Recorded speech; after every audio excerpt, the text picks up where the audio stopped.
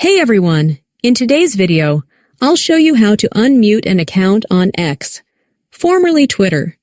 If you've muted someone before and now want to see their posts again, I'll walk you through the simple steps to unmute them. Let's get started. First, open the X app on your phone. If you remember the account you muted, the quickest way to unmute them is by searching for their profile. Once you're on their page, tap the three-dot menu in the top right corner, and you'll see the Unmute option. Just tap on it, and their posts will start showing up in your feed again. But what if you don't remember who you muted? No problem.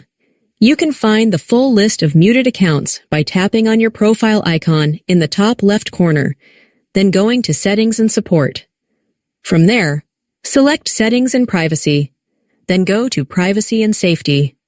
Scroll down to find Mute and Block and tap on Muted Accounts.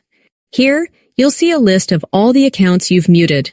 To unmute someone, simply tap the unmute icon next to their name.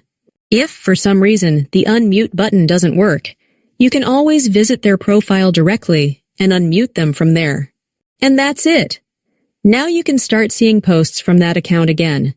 If this video helped you, don't forget to like and subscribe for more quick tech tutorials.